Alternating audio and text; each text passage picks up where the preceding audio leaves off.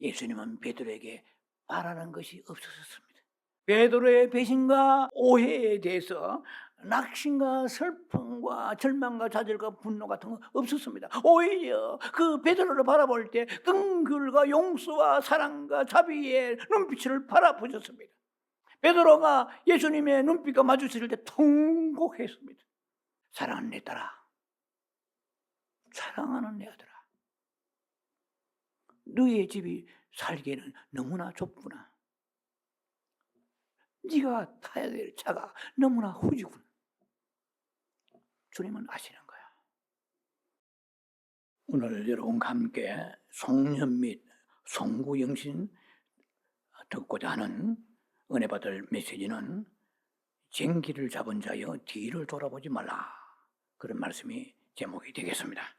영어로 말하면 Don't look back. Men who grabbed the plow. PLOW 이렇게 쟁기를 잡은 자여 뒤를 돌아보지 말라. Don't look back. 말씀의 본문을 한 구절 읽겠습니다. 누가복음 9장 62절입니다.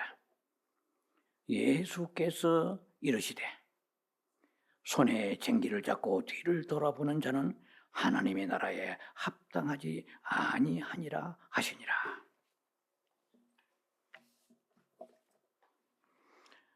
이제 한 해가 지나간 365일 중에 겨우 3일 정도 남았습니다.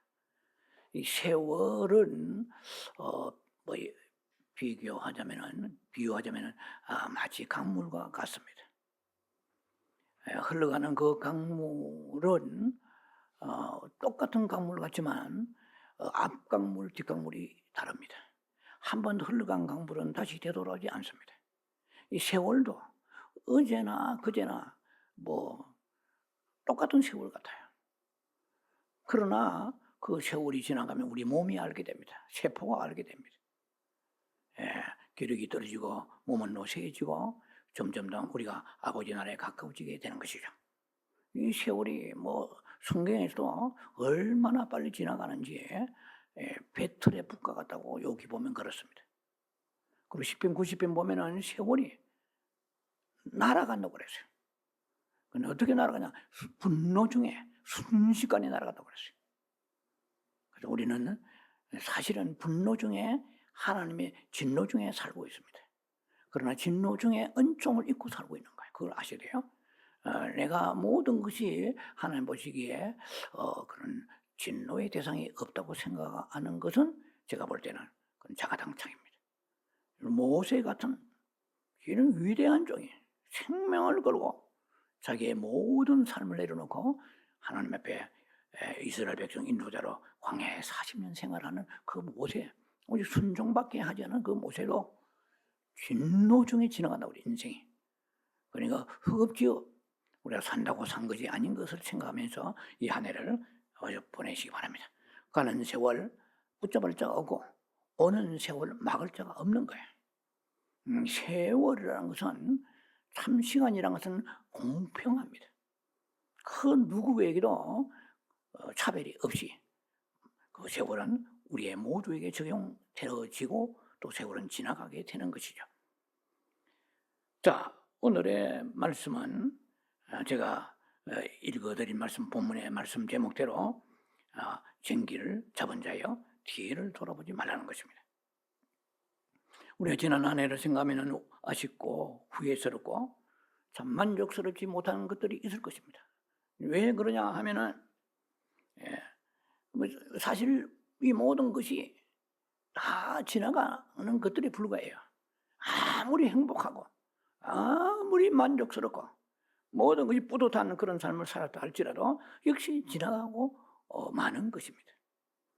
그런데 우리가 그렇게 기대하고 아쉬워하고 또 이렇게 우리가 그 마음 속에 안타까움을 느끼는 것은 그런 우리의 기대와 소망과 우리의 바람이 이루어지는 데 대한 만족감과 성취감과 행복과 보람과 기쁨을 느끼고자 하는 것이기 때문에 그렇다는 것입니다.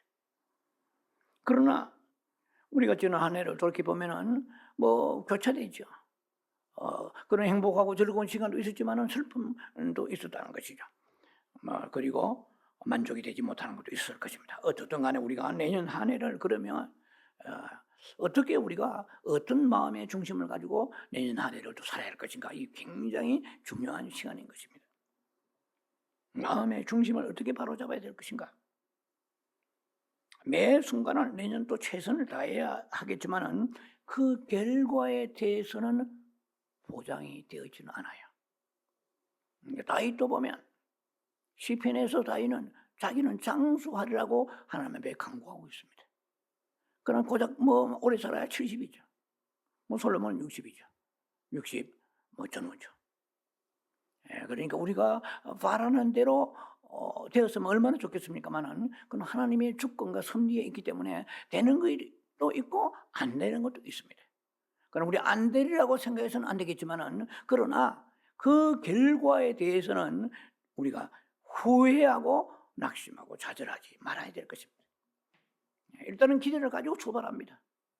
내년에 누가 모든 것이 망가지고 모든 파손될 것이고 불행할 것이라 생각하면서 내년을 맞이하는 사람은 아무도 없습니다. 우리 희망과 기대를 가지고 살아가기는 틀림이 없지만, 그러나 그 결과에 대해서 어떠한 결과가 올지라도 최선을 다하고 나머지는 우리의 후회와 낙심과 좌절하지 않아야 되겠다는 결심을 하면서 출발해야 된다는 것입니다. 우리 첫 번째 단락에 들어가겠습니다. 오늘 말씀에 예수님의 그 생애를 통해서 우리는 지금 세 가지로 오늘 말씀에 나눌 텐데, 첫째 단락입니다. 예수님의 생애를 통해서 우리가 하나의 교훈과 지침을 받아야 되겠다는 것입니다. 첫 번째 단락에 예수님은 어떤 일에도 낙심도 실망도 아니하셨다라는 것입니다.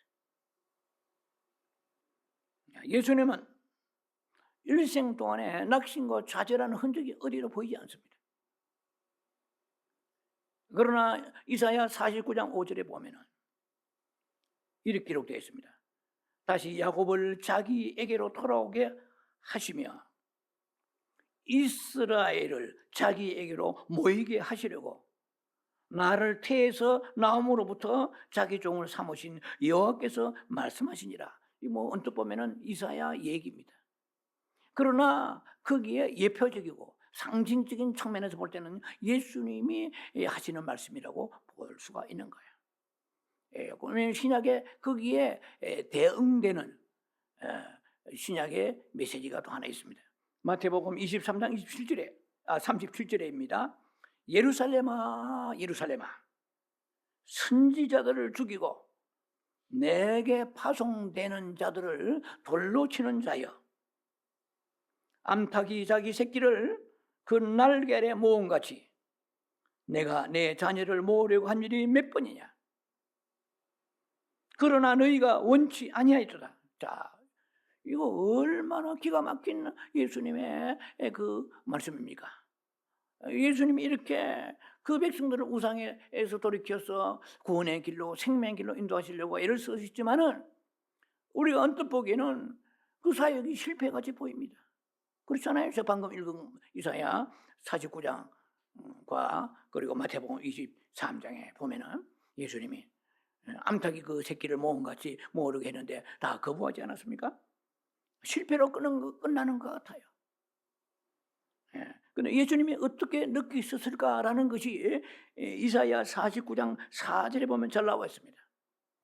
내가 헛되이 수고하였으며 무익히 공연히 내 힘을 다하였도다. 야, 이거는 상당히 좌절하는 말씀과 같이 보이죠? 헛되이 수고했단 말이야. 공연히 애썼다. 그러나 그 구절만 보시면 안 되고 계속해서 연결시켜 보면은 정령이 나의 신원이 여호와께 있고, 이건 신원이 심판이 원문에서는 심판이란 뜻입니다. 나의 신원이 여호와께 있고 나의 보응이 하나님께 있으리라. 보응, 상급이 이 말이에요. 리워드. 하나님의 상급이, 나의 상급이 하나님께 있으리라, 이렇게 말씀하셨습니다. 우리가 언뜻 보면 메시아의 그 사역과 고난의 그 십자가가 실패처럼 보이는 그런 것으로 우리에게 인식이 되기도 합니다만은, 그러나 그분은 결코 실망하지 않으셨다는 것입니다. 그것이 끝이 아니기 때문에. 우리도 이 세상이 끝이 아니에요. 만약 이 세상이 끝이라고 그러면은 뭐 그냥 굉장할 거예요. 난도질이죠. 그런데 예수님 없는 사람들이 생기는 이 세상이 끝이기 때문에 뭐든지 어떻게 했었든 간에 육신의 욕구를 충족하며 남을 짓밟든 상대방의 피눈물 흘리게 하든 상관없이 뭐 정치가들 한번 보세요. 이거 뭐 내일이 없는 사람들이에요. 심판도 없는 거예요. 자, 그러나 우리는 예수님의 그 자세에서 볼 때 이사야 42장 4절에 그 답이 나와 있습니다. 그는 쇠하지 아니하며 낙담치 아니하고, 쇠하지 아니한다 이 말은 그 사역이 조금 더 위축되지 아니하고 이랬어요. 뜻대로 안 된 것 같지만은 예수님은 그 사역에 조금 더 퇴축하고 침륜하고 뒤로 물러서지 아니하고 이랬습니다. 위축되지 아니해야 하셨습니다. 예수님이 처한 환경은 보면은 우리는 감당할 수 없는 그런 무서운 그러한 그 칼날 같은 환경이었습니다. 그러나 그분은 낙심하지 아니하고 낙담하지 아니하셨습니다. 요한복음 1장에 보면은 이게는 또 뭐 굉장합니다. 주님이 자기 땅에 오매 자기 백성이 영접지 아니했다. 이게 얼마나 기가 막힌 노릇입니까? 자기 땅이요, 주님 땅이요. 자기 땅에 오셨지만은 자기 백성이요. 영접은커녕 배척하고 거절하지 않았습니까? 그런데 뭐 사역 초창기에 벌써 우리 같으면은 뭐 좌절하고 그만둬 버렸을 것 같습니다. 참 실망스럽고 슬픈 일이지만은 그러나 주님은 결코 절망하고 낙심하고 슬퍼하지 아니하셨다는 거예요. 그러면 그 비결이 뭐냐 이 말이에요. 우리도 성공만 했으면 얼마나 좋겠어요? 그리고 안 죽고 영원히 살면 얼마나 좋겠어요? 병들지 않고 건강하면 얼마나 좋겠어요? 어디가 고장나 어떻게 죽을지를 모르는 인생들입니다.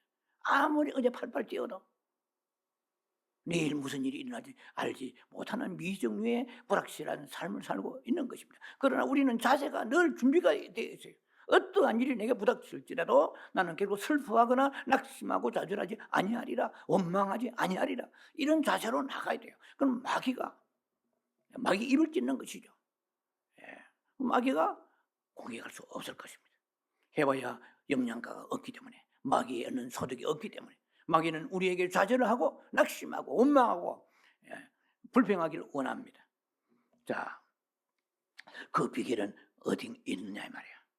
그 마음의 중심은 도대체 어디에 두셨길래 실망도 낙심도 아니하셨을까? 자기 백성 자기 땅에 오셨는데도 배척했습니다. 이거 낙심하고 실망하고도 남는 일이잖아요. 그런데 도대체 주님의 마음의 중심은 어디에 계셨길래 그것을 이겨낼 수 있었는가 이 말이에요. 자, 주님은 사람들에게 소망을 두지 않으셨습니다. 이 세상 사람들에게 무엇을 바라고 얻으려고 하지 않으셨습니다. 예수님은 오직 위에 계신 아버지 하나님으로부터 위로받고 인정받고 칭찬받기만을 원하셨습니다. 마태복음 11장 27절입니다.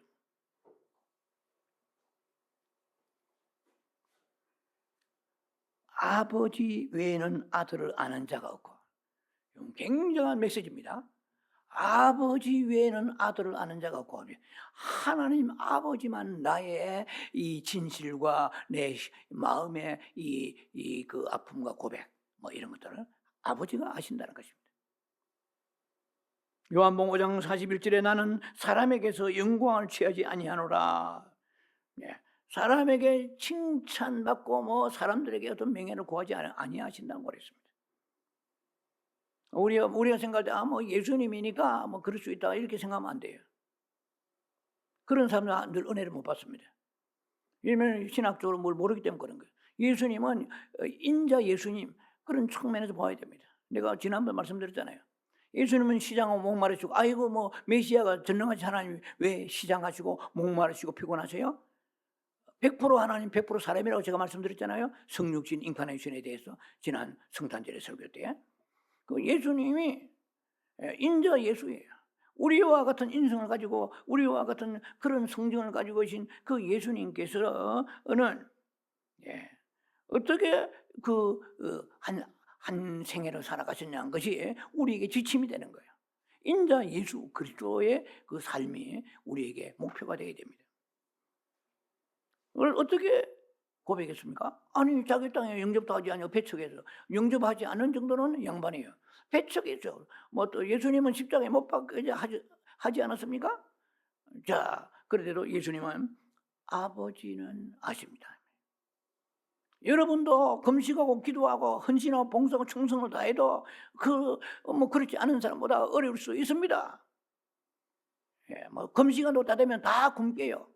금식을 해도 축복이 있다고 말씀하지만은 그것도 주권 속에 속하는 것입니다. 우리는 신명을 다해야 되지만 그러나 안 되더라도 설령 안 되더라도 아버지는 아십니다 이 말이에요. 아버지는 내 진실을 아시고 내 믿음을 아시고 내가 주님 앞에 헌신하고자 이 마음을 아시고 중심을 아십니다. 아버지는 언제 어느 때 무엇을 계획하신지 아버지는 아십니다. 이거 굉장하잖아요. 일단락의 사실은 주제는 아버지는 아십니다. 예수님이 고백하세요. 아버지는 아십니다. 왜?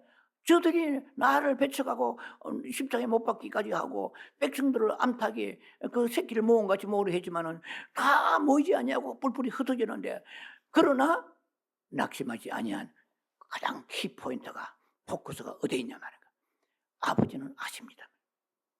오늘 우리도 그런 신앙을 가지고 한 해를 우리가 넘기면서 내년에도 그렇게 해야 돼요. 아버지는 아십니다 말이야. 그런데 뭐 맨날 롱땡이 치고 말이야. 충성봉사도 헌신하지 않냐고 아버지는 아십니다. 제가 그렇게 말하는 게 아니에요. 최선을 다해요. 있는 힘을 다해요. 금식하고 기도하고. 그러나 그 결과는 신원이 여호와께 있고 그 보응이 여호와께 있나이다. 지금은 상급 없으면 내년에 있을 것이고 내년에 후내년에 5년에 내 살아있을 때 없으면 하늘에 가서도 하늘의 상급이 분명히 있을 것입니다. 아버지는 시건치 아니하시는 분이십니다. 사람은 아무리 머리가 좋고 천재라도 잃어버릴 수가 있어요. 깜빡깜빡하고 치매도 요새 뭐 40대도 치매가 있는 시대 아닙니까? 30대, 40대도. 인간은요, 뇌란 것을 쭈그러 들어버립니다. 기억력이 한계가 좁아져, 뇌가 좁아져 버려요. 하나님은 영구불변하십니다. 영원하신 그분이 나의 진실과 충성과 헌신과 믿음의 기도, 금식, 간구하고 이런 거 그거 외면하시겠습니까? 기억하고 계시고 반드시 갚아주신 분이십니다. 그래서 우리는 아버지는 아십니다. 지금은 안 될지라도 아버지는 아십니다. 아버지는 분명히 기억하고 계십니다. 아버지는 계획하고 계십니다. 산 갈 때도 꺾지 아니하십니다. 꺼져가는 심리 끄지 아니하시는 밟아 뭉개버리지 아니하시는 긍휼과 자비와 하신 아버지, 전능하신 아버지. 이 믿음을 가지고 우리가 살아가야 되는 거예요. 뭐 돌아보니까 금식도 안 하고 밥만 퍼먹고 말이야. 잠만 쿨쿨 자고 새벽기도도 안 나오고 말이야. 예배도 지만 빠지고 11조로 막 지 마음대로 막 알아서 했다 안 했다. 그런 사람이 그래도 안 죽고 잘 사네. 그런 게 문제가 아니에요. 아버지와 나의 관계에서 아버지는 아십니다. 남을 비교하 돌아보지 마세요. 믿음만 실족됩니다. 오직 일직선 주님만 바라보시면서 아버지는 아십니다. 할렐루야.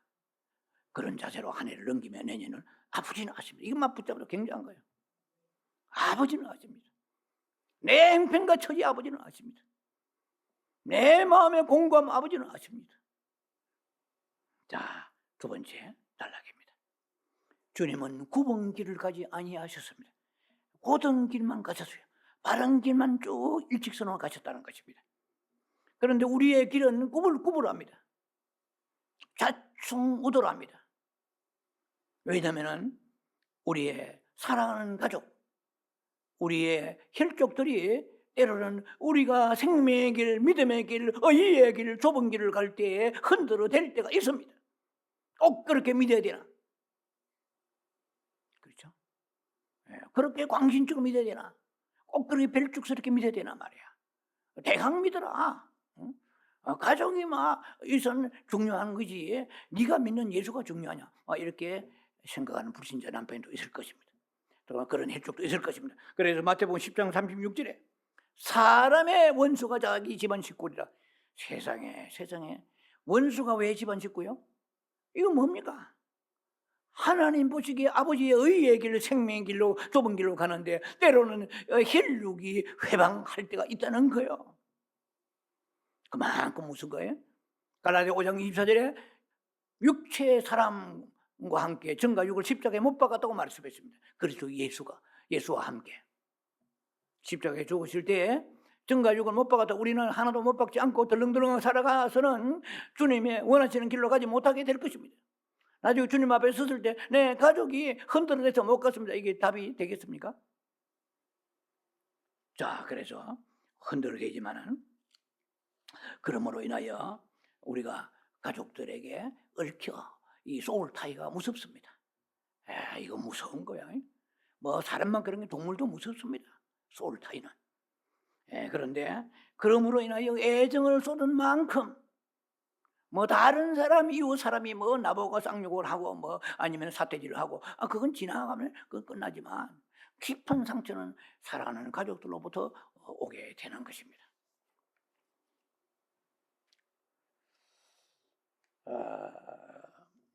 도종환이라는 시인이 있습니다. 옛날에 히트를 안 했었고 뭐 한때 뭐 정치도 했는데 정치가 우선 빵이에요. 제가 볼 때는 시인은 시를 쓰고 살아야 되는데 이 사람이 쓴 시가 있습니다. 도종환의 흔들리며 피는 꽃이라는 시가 있습니다. 내용을 다 소개하지 않겠습니다만은 이렇게 그 구절에 나와 있어요. 구절 보면 흔들리며 피지 않은 꽃이 어디 있으랴. 흔들리며 까지 않는 사랑이 어디 있으랴. 흔들리며 젖지 않으며 피는 꽃이 어디 있으랴. 제가 중요한 부분만 발췌해서 여러분에게 소개해드립니다. 또 비바람에 젖지 않고 가는 삶이 어디 있으랴. 많은 사람들이 신금을 울렸죠. 흔들리며 피는 꽃이란 거예요. 저도 문학을 한 사람입니다만은 꽃이라는 비유의 시들이 한두 가지가 있습니다. 꽃을 인생에 비유한 거죠. 김춘수라는 다 돌아가신 분들이면 시인의 그 꽃이라는 시가 있습니다. 내가 그의 이름을 불러주기 전에는 그는 하나의 몸짓에 지나지 않았다. 내가 그의 이름을 불러줄 때 그는 비로소 나에게 꽃이 되었다. 우리 모두는 다 무엇이 되고 싶다. 너는 나에게, 나는 너에게 잊혀지지 않는 짓이 되고 싶다. 뭐 제가 생략해서 간단하게 꽃에 대해서 인생에 비유한 것입니다. 그리고 서정주 씨의 국화 옆에서 이거 유명합니다. 한 송이 국화꽃을 피우기 위해서 수쩍새는 그렇게 밤새 울었나 보다. 한 송이의 국화꽃을 피우기 위해서 천둥은 먹구름 속에서 그렇게 울었나 보다. 그래, 한 인생이 태어나 죽을 때까지 과정이 보통 손길이 들어가는 거 아니에요. 유대인의 속담에 한 아이를 온 동네 사람이 키운다는 말이 있습니다. 그래서 한 인생이 그 살아가는 과정에는 흔들리며 또 비에 죽기도 하고 고난 속에 이렇게 한 인생이 흘러가고 있다는 것입니다. 천둥이 치고 소쩍새는 그 밤마다 우러져서 그렇게 꽃을 피우기 위해서 울었다. 이거는 한 인간이 그 인간의 존엄성이죠. 그냥 먹고 살아서 뭐 이렇게 먹어서 음식 먹고 살찌고 키가 그런 게 아니고 수많은 사랑의 손길 그리고 환난과 비바람 속에서 성장하고 커가는 그 모습을 그들은 묘사하고 있습니다. 그러나 꽃이 흔들리며 핀다 할지라도 우리의 인생은 꽃을 비유할 때 우리도 흔들릴 수가 있습니다만 그러나 흔들려서는 안 된다는 것을 여러분에게 나누고자 하는 얘기입니다. 그래서 꽃에 대한 시를 소개했습니다. 시편 62편의 6절에 보면은 오직 그만이 나의 반석이요 나의 구원이며 나의 요새며 그러므로 therefore 내가 I will never be shaken. 내가 결코 흔들리지 아니하리라. 그는 He is truly He is my love, my salvation. He is my fortress. Therefore I will never be shaken. 왜 흔들리며 우리가 살아가야 되느냐? 아니에요. 흔들 수 있지만 꽃처럼 흔들 수 있지만 흔들려서는 안 돼. 왜냐? 여호와는 나의 반석이기 때문에. 반석은 흔들리지 않습니다. 여호와는 내 인생의 반석이십니다. 그러므로 여호와는 나의 또 구원이고 나의 포트레스입니다. 포트레스는 요새예요. 적군의 무슨 공격을 피하여 안전하게 피할 수 있는 그 하나의 그 피난처와 같습니다. The Lord is my refuge. 제가 좋아하는 말씀. 여호와는 나의 피난처입니다. 여호와는 나의 요새입니다. 방공 속에 숨으면 거기에서 위에서 공중 미사일이 날아오고 아니면은 포탄이 쏟아지더라도 안전하죠. 요새란 말이에요. 여호와는 나의 요새입니다. 사탄의 공격에서 무서운 삶의 어려운 그런 궁지에서도 나를 보호하는 요새입니다. 그러므로 I will never be shaken. 내가 흔들리지 아니하리라. 꽃은 흔들리지만 나는 꽃과 같은 인생이지만 그러나 나는 흔들리지 아니하리라. 여호와는 나의 반석이기 때문에. 크고 작은 사건들이 지난 한 해 동안 지났습니다. 영광과 지옥스러움도 있었습니다. 혜택을 받을 때도 있고 상실될 때도 있었습니다. 기쁨과 환희에 가슴이 들뜰 때도 있었지만 슬픔 속에 잠길 때도 있었습니다. 희망이 있었지만 때로는 희망이 무너지며 좌절할 때도 있었습니다. 지난 한 해를 돌이켜보면 쫓아대는 삶을 살아왔어요. 설령 앞으로 내년에 만약에 방정맞는 얘기가 아니라 내년에 만일 그런 일이 있다 할지라도 나는 흔들리지 아니하리라.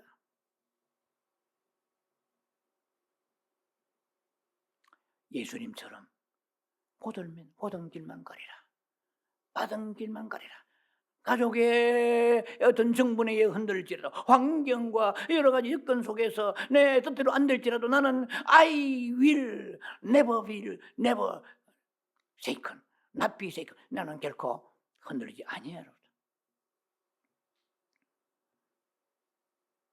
그러기 위해서는 무엇보다도 내 안에 베드로를 버려야 됩니다.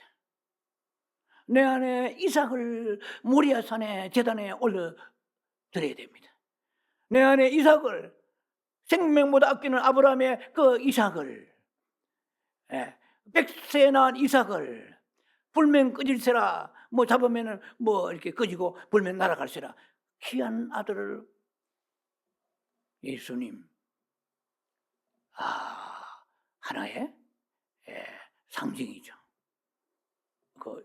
예수 십자가에 죽으신 예수님의 모습이죠. 이삭을 제단에 올려드렸을 때 아브라함도 살고 이삭도 살았습니다. 놀라운 일이잖아요. 내가 보호하면서 살 줄 알았는데 주께 원하시는 대로 내려놓고 모리아산에 올라가서 제물로 드렸을 때 그것은 놀라운 수양이 숯불에 걸려가지고 살게 되었죠. 베드로는 누굽니까? 예수님과 가장 가까운 제자였습니다. 그리고 베드로의 그 한 행동 하나하나가 예수님에게 그 무게가 굉장히 컸고 미치는 영향력이 컸습니다. 그런 베드로가 예수님을 3번이나 배반하고 저주해 버렸습니다. 그러나 예수님은 베드로에게 바라는 것이 없었습니다. 베드로의 배신과 그 오해에 대해서 낙심과 슬픔과 절망과 좌절과 분노 같은 거 없었습니다. 오히려 그 베드로를 바라볼 때 긍휼과 용서와 사랑과 자비의 눈빛을 바라보셨습니다. 베드로가 예수님의 눈빛과 마주쳤을 때 통곡했습니다. 만약에 예수님의 그 눈빛이 칼날같이 토끼가 서려서 날카로웠다면 베드로는 통곡하지 않았을 것입니다. 우리의 마음은 눈으로 나타납니다. 전혀 총각 사랑할 때 눈빛과 눈빛은 사랑의 언어입니다. 사람의 토끼를 보면 눈에 토끼가 나타나는 것입니다. 새해는 누구나 막론하고 나에게 슬픔과 나에게 여러 가지 그 마음에 그 선풀이를 준다 할지라도, 상처를 준다 할지라도 예수님이 가지고 계시는 그 눈빛, 긍휼과 사랑과 용서 자비의 눈빛을 주옵소서. 내 가족을 향해서, 내 주변에 있는 사람들을 향해서 우리에게 살아가면 도움만 주는 사람이 있는 거 아니에요. 때로는 가족이 상처를 줄 수도 있고, 또 주변에 믿는 사람들이 나에게 억장 무너지는 일을 할 수 있는 것입니다. 그러나 마음에 준비해야 됩니다. 주여, 주님의 눈빛을 주시옵소서. 주님의 긍휼과 자비와 사랑과 용서의 눈빛을 주시옵소서. 이걸 가지지 않고 내년에 넘어갈 수가 없습니다. 누가 세상 살아가 보세요. 여러분 진실하다고 다 여러분 도와줍니까? 그렇지 않아요. 오해할 수 있고요. 상처 주고 손해를 끼칠 수 있는 것입니다. 무엇이 어떤 것이 오더라도 나는 주님의 눈빛을 가지기를 원합니다.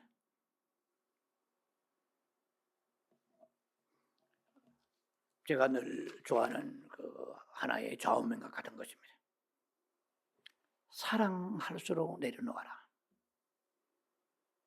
사랑하는 반려견도 죽을 때 슬퍼합니다.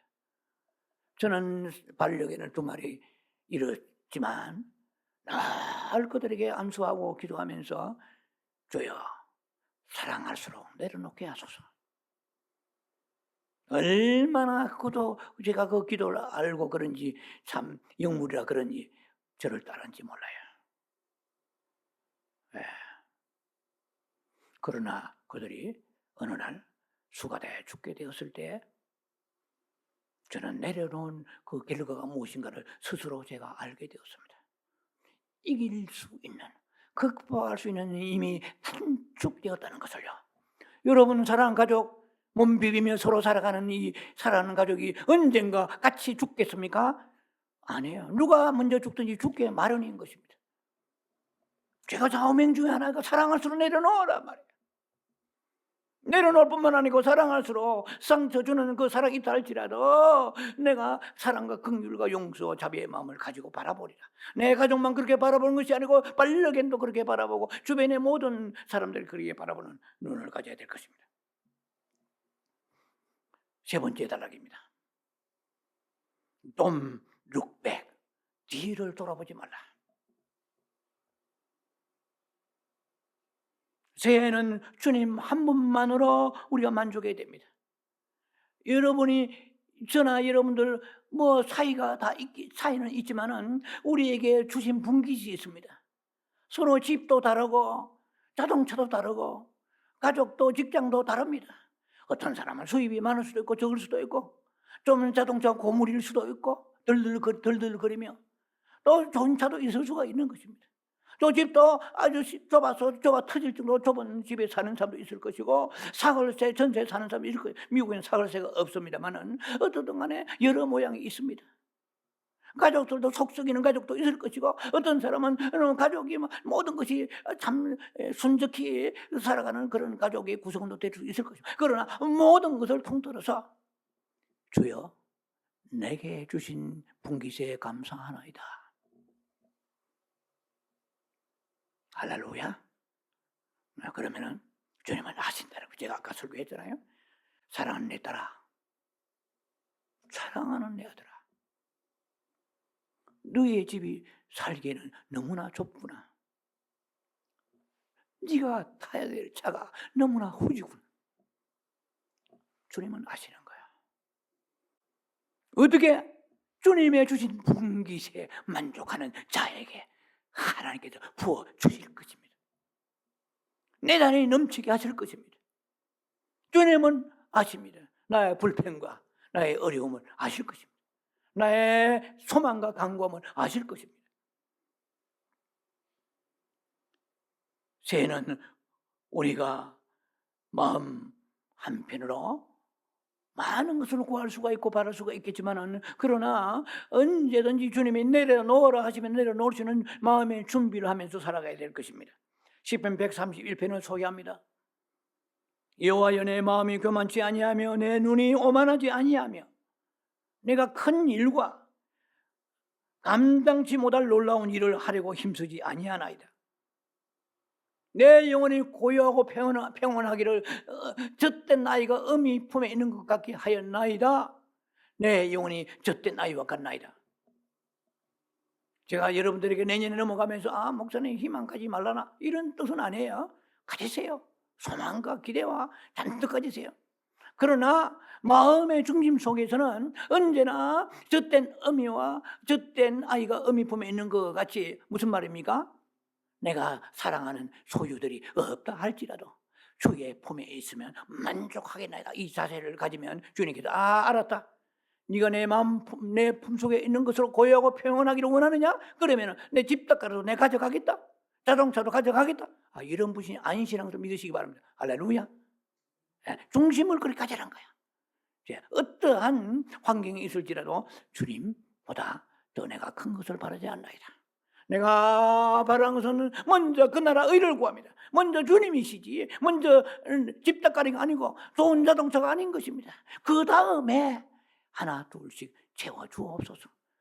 내 잔이 넘치게 하옵소서. 자, 뒤돌아보지 말라는 세 번째 단락의 제목과 조금 약간 빗나간 것 같습니다만 그런 자세로 살아가자는 것입니다. 자, 우리는 아버지의 뜻이라는 쟁기를 잡은 자입니다. 무슨 쟁기요? 아버지의 뜻이라는 사명의 쟁기를 잡은 사람들입니다.